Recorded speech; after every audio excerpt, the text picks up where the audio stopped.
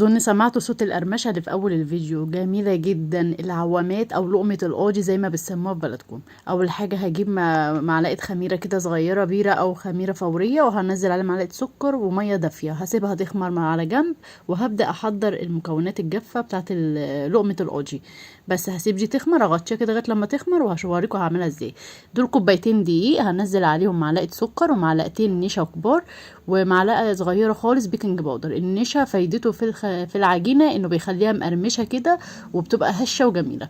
خمرت معايا الخميره، هنزلها وهنزل عليها كوبايه ميه، والميه طبعا هتنزليها واحده واحده وانت بتقلبي العجينه عشان تشوفي القوام المظبوط للقمه القاضي. كده بقى انا هنزل كمان ربع كوبايه، وهبدا برضو اقلب فيها زي ما انتم شايفين. تقليب العجينه بتاعت العوامات بتبقى تقليبتها ليها تقليبه معينه زي ما انت شايفه كده، بمعنى اصح بربها. بفضل كده اقلبها بالمعلقه او بسباتولا او مضرب سلك.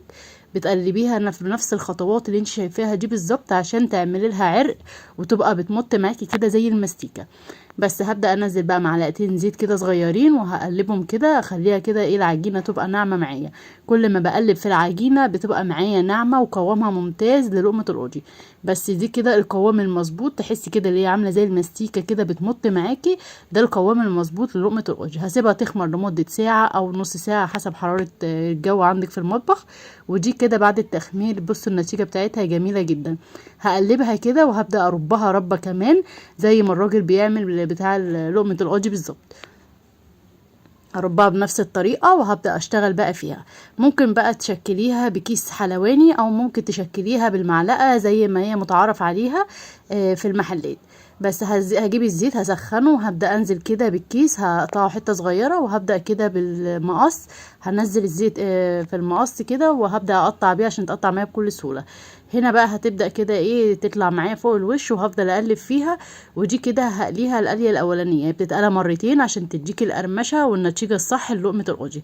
كده اول قليه هطلعها كده لونها ذهبي خفيف، وهبدا اشتغل كمان بالمعلقه. هحط المعلقه في قلب الزيت وهبدا اطلع كده الكور، بتطلع معايا برضو شكلها جميل قوي بالمعلقه وبتبقى مظبوطه معايا. التقليب بتاع لقمه القاضي انك بتقلبيها بنفس الطريقه اللي انت شفتيها كده. انا قليت اول كميه، هبدا بقى بعد كده هسيب الزيت يبرد وهبدا انزلها تاني بعد ما بردت معايا وبقت تمام. هسخن الزيت تاني وهنزلها بنفس الطريقه اللي انت شايفاها في الفيديو كده كله. هقلبها بقى وهديها بقى اللون الذهبي الغامق اللي هو اللون داخل كده على البني زي ما بتشوفيها في المحلات بالظبط. هقلبها واكون مجهزه معايا شربات على جنب. الشربات مكونته كوبايتين سكر، كوبايه ونص ميه، عصير نص ليمونه. هغليه على النار وهسيبه يتقل وهيبرد معايا، وهبدا كده اكون بجهز لقمه القاضي وهنزله فيه بنفس الطريقه. ده اللون اللي انا عايزاه في لقمه القاضي زي ما بتجيبيه من بره بالظبط. بس هقلبه كده بقى في الشربات، واول ما هقلبه تقلبتين كده هطلعه على طبق وهصفيه من الشربات كويس جدا واطلعه على طبق. بجد طعمه تحفه جدا.